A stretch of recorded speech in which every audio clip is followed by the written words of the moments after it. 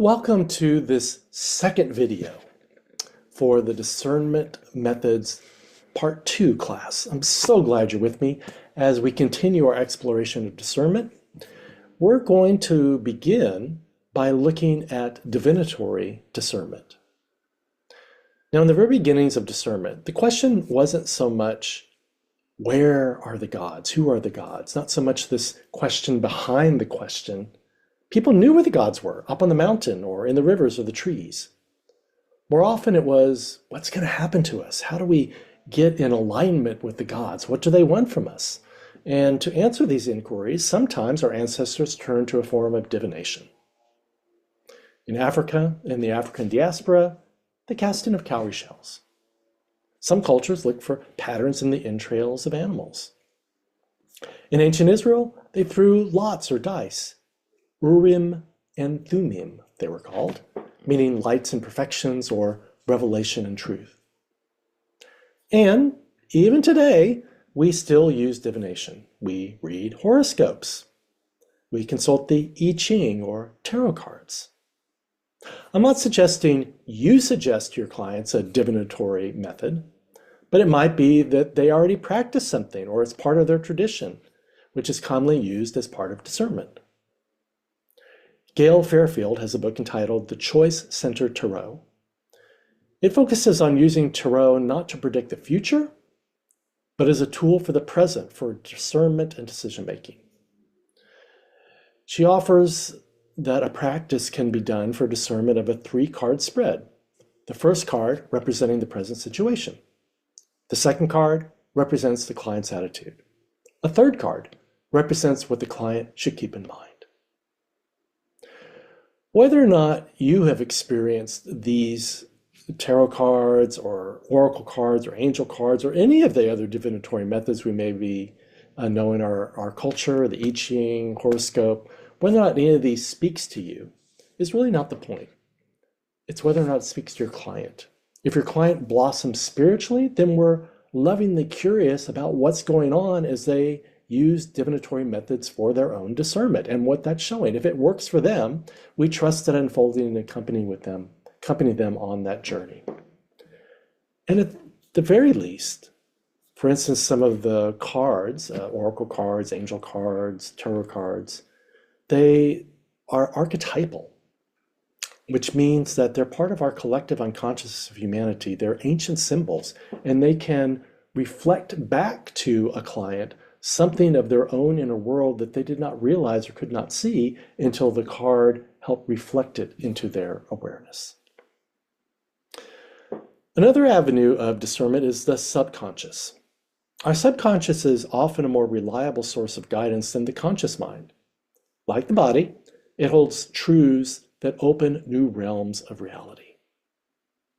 And also dwelling in the subconscious are various parts and aspects of our psyche that can be compassionately attended, brought into the light of consciousness, and intentionally integrated into the welcome whole of who we are. These parts of ourselves often hold valuable information we need for our discernment. They also may have energy around the matter at hand that can either energize our way forward or stop us in our tracks. So how do we work with the subconscious? One of the most common ways is to work with our dreams. So a very simple way to do so is to have beside your bed pen and paper or even your phone on which you can take notes. And before you go to bed, set an intention to have greater clarity about the discernment that you've been holding, the question that you're exploring. Ask for the help of spirit or the dream guides to come during the night and either, as you're resting, bring you clarity that you wake up with in the morning, or leave you a dream that you remember upon waking that you can work with through journaling and prayer and meditation in order to have greater clarity.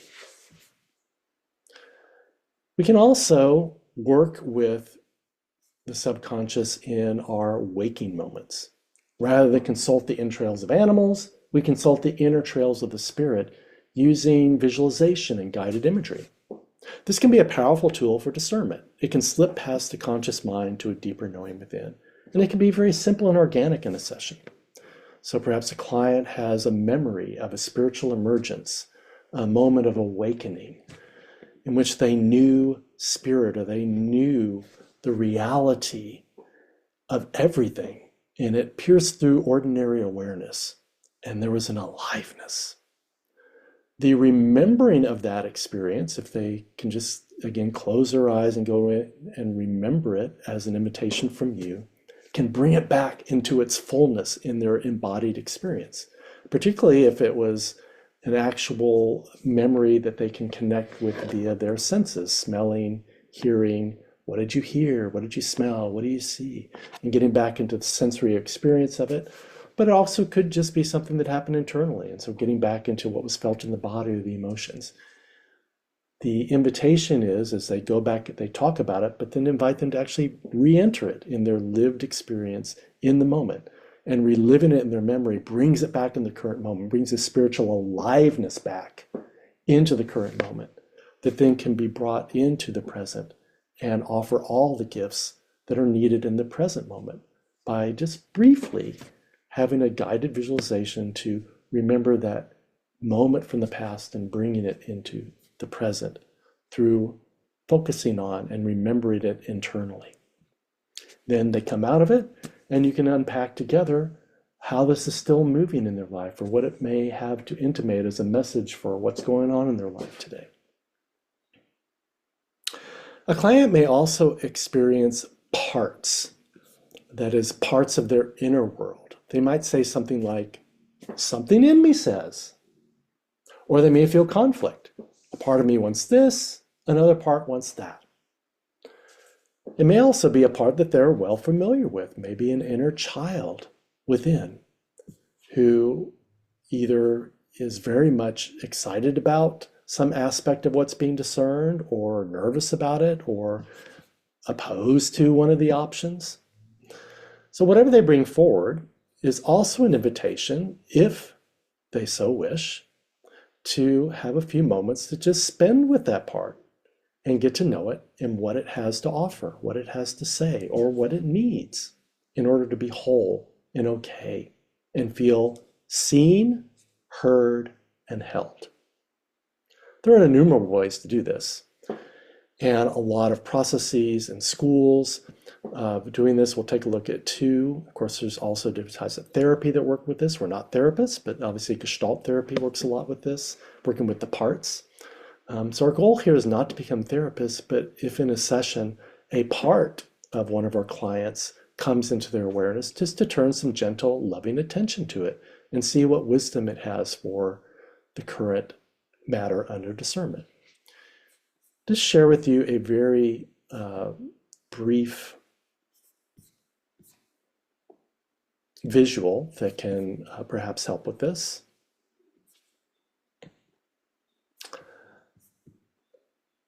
So this is a process. When they become aware of a part, first of all, to ground in something other than the part, in our deepest self. Invite them to either ground in the holy, in the divine of their understanding, in their own higher self, or maybe their adult self, particularly if they're dealing with like some part of their inner child wants to say something. So it's important that we, whether we're doing this for ourselves or with a client, that we encourage being grounded in the central core of who we are that can lovingly interact with the part but is not the part. So the essence of our capital S self. So grounding in that, then inviting the client, once they have that centered sense, to bring forward the part that had something to share, that was coming into awareness. And the key is to do this with compassion and curiosity. Otherwise, the part will shy away. No part within us responds well to judgment. So extending compassion and curiosity to whatever the part is, and inviting the client to engage with that part, to understand its purpose and its perspective.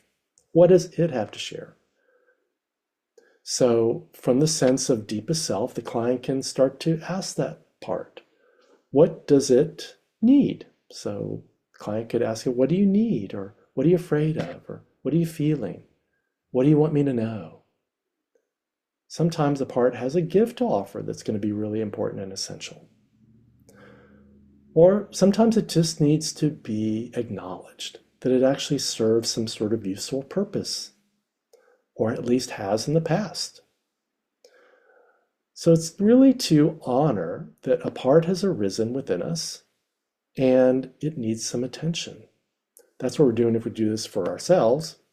For facilitating this for a client, a part has arisen within them that needs some attention, and it's coming into conscious awareness. It has something to say about the discernment at hand.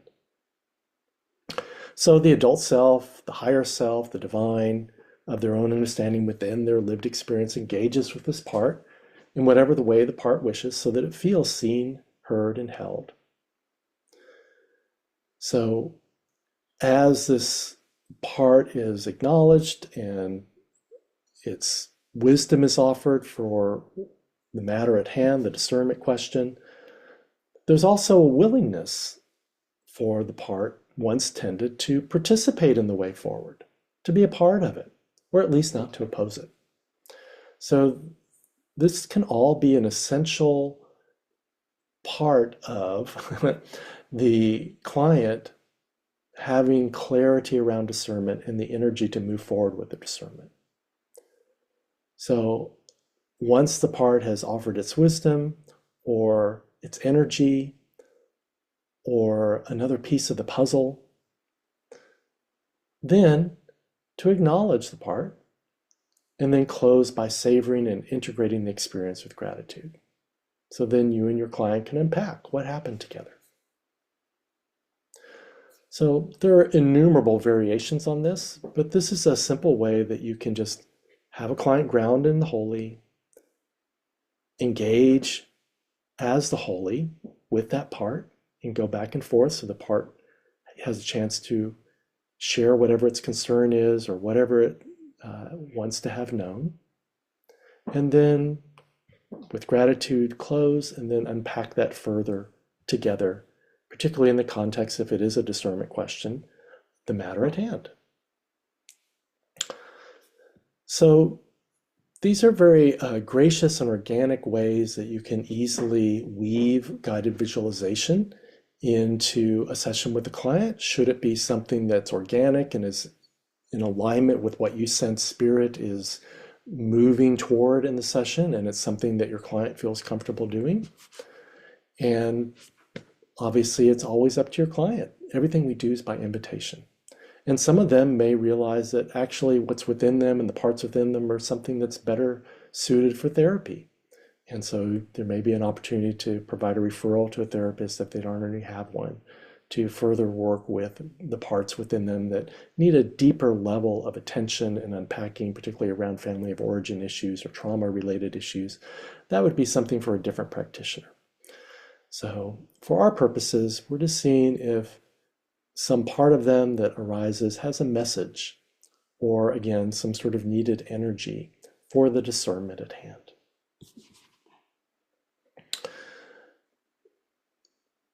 So a couple of resources that may be helpful. One is Internal Family Systems. It's created by Richard Schwartz, Dick Schwartz, a family therapist who realized that the work he was doing to support family members and coming together toward whole relationship in the family system mirrored the inner world of each person, that we're each an inner family of parts, a multiplicity of parts, and each, this is essential, each serves some well-meaning intention. Even if those parts are behaving in ways that are no longer helpful or desired, or only occasionally needed, no longer needed, they each serve some sort of well-meaning intention. And the goal is to get to know each one, see what their purpose, intention, perspective are, and then find a way to honor that, to give them what they need, and to integrate them into the whole of the family system internally. And as is the case with the process I described earlier, the key is that we are all ultimately a capital S self who can love and tend each of these parts. We're not any of these individual parts, of these aspects of our persona. we're actually a capital S self in spirit. Two capital S's, right? And so it's from that we're able to be with all these parts with unlimited compassion and yet not get lost in them or not get overwhelmed by their feelings. There's a sense of grounded centeredness in this capital S self that is present with whatever comes into awareness. So you can always check out his book, No Bad Parts, or look up internal family systems on the internet. Another resource is psychosynthesis. I'm particularly fond of some of these visualizations in psychosynthesis, which is a form of therapy founded by Roberto Assagioli. He was an Italian contemporary of Freud, and he felt that Freud focused too much on the id and ego and not enough on the spiritual aspects of the personality. Like Dick Schwartz, he believed that each of us contains a constellation of parts, which are referred to as sub-personalities, each of which arose to deal with a particular situation in life or perhaps a coping need in life and develop from there as a way to engage life in some circumstances where it's needed and appropriate. Sometimes the sub-personalities will act and respond to situations that really is beyond what they have to offer and it's not a fit or is even unhelpful. So this is part also of what Assagioli would did explore in psychosynthesis, and he did so through a method of integrating or synthesizing the psyche and all of its parts around a spiritual core. So again, this deepest self, capital S self, or reflection of the divine within us, using guided imagery and creative expression. So we're going to try one of them right now. This is called The Rose. There's nothing for you to do. And the good thing is you can't get it wrong. If your mind and heart and body go off somewhere else while I'm talking, that's exactly what you need. Just allow it to be. So I invite you to get into a comfortable position, just allowing yourself to fully relax. And when you're ready, allowing your eyes to get heavier and heavier until your eyelids just naturally close down. And then a deep inhale, followed by an even deeper exhale. You might inhale through the nose and a longer exhale through the mouth. With each breath, getting more and more relaxed, sinking down into your deepest self, held by the chair, held by Mother Earth, held by the sacred. Each breath taking you further and further into peace, letting go, simply being present. Here, as you are, which is just as it should be. We're going to invite in the imagination. Invite you to imagine a rose bush with many flowers and buds. Now turn your attention to one of the buds. The bud is still enclosed in its green leaves or sepals, but at the very top, a rose-colored point can be seen. In your mind's eye, focus on this image, holding it in the center of your awareness.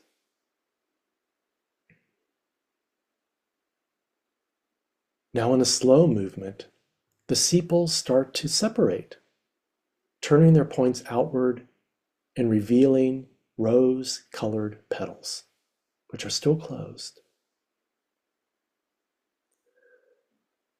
The sepals continue to open until you can see the whole rosebud. Next, the petals also begin to unfold, slowly separating, until a fragrant, fully opened rose is seen.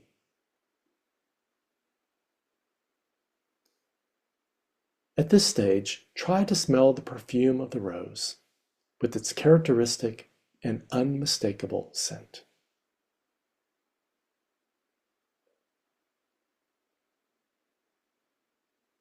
Now imagine that a ray of sunlight shines on the rose, giving it light and warmth. Take a few moments to experience the sunlit rose.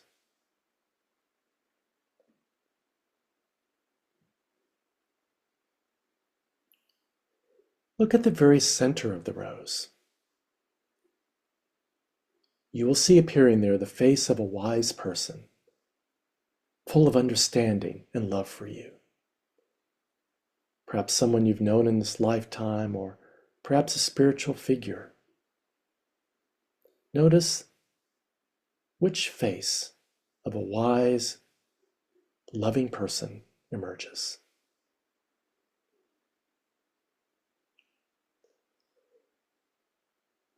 Talk about whatever is important in your life now. Feel free to ask questions about what is meaningful to you.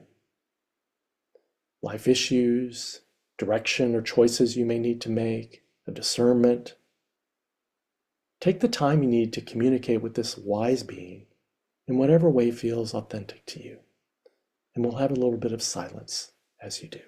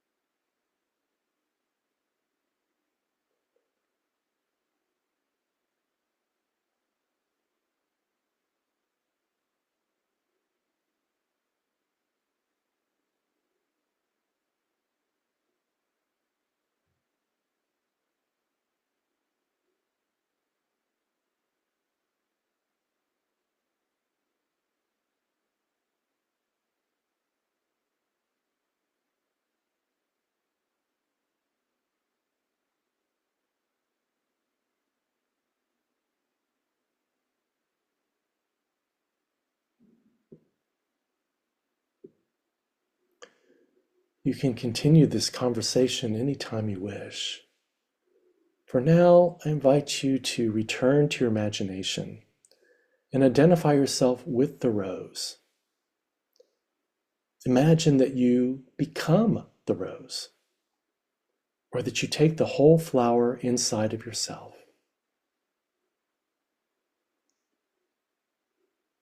Be aware that the rose and the wise person whom you just had the conversation with are always within you. And you can get in touch with them and draw on their qualities whenever you choose. Symbolically, you are the flower, this rose. The same life that animates the universe and has created the rose is enabling you to awaken and develop your innermost being and all that radiates from it. Now imagine that you become the whole rose bush. Be aware that you are firmly planted in the earth, drawing nourishment from it. Your leaves and flowers are growing upward, nourished by the energy and warmth of the sun's light. Become aware of other rose bushes, other plants and trees, all animated by the same life energy, all part of the same planet, of the greater whole. Take a moment to experience this.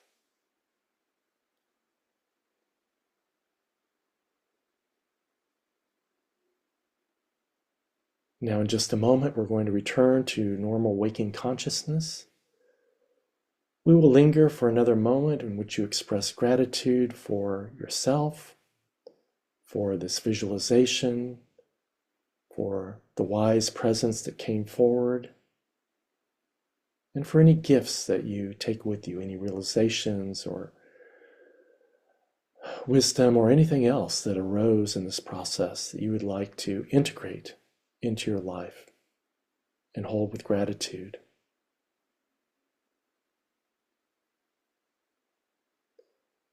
Now returning your attention to your breath in the inhale and an exhale. feeling yourself with each breath becoming more energized, alert, and awake, being infused with the spiritual energy that's been generated in this visualization. Bring your attention to your fingers and your toes, maybe even start to wiggle them, and then allowing your eyes to begin to open. Bring your attention back into the Zoom room, into the actual room that you're sitting in right now. So this is an example of a type of visualization that you or your clients may engage in as part of a discernment practice.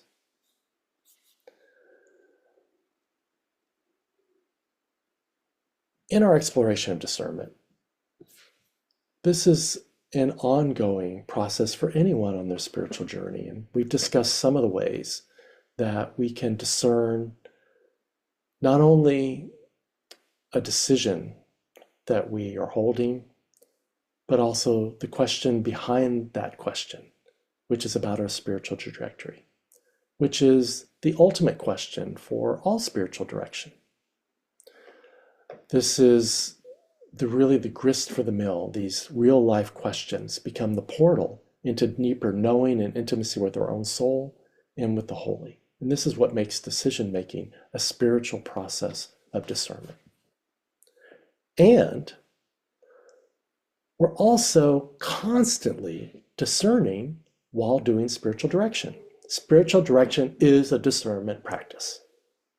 We're constantly discerning what's really happening within us in body, mind, heart, and soul while we're listening to another. What do we discern is going on in them? What do we discern about the movement of the holy between us and about the issues that they're bringing forward? We're also discerning when to speak and when not to, when to share and when not to, when to ask and when not to, when to invite and when not to. All of this is discernment. What do we know? How do we know what we know? This is the heart of spiritual direction. And we are always in this constant discernment practice in our doing of non-doing, of contemplative listening. And these questions about our own discernment while doing spiritual direction, while offering contemplative listening to others, our own discernment about what's really going on in us and with them, and the movement of the holy, and areas where we're not clear about that or want to reflect on it or celebrate clarity of discernment, that's where we bring to supervision.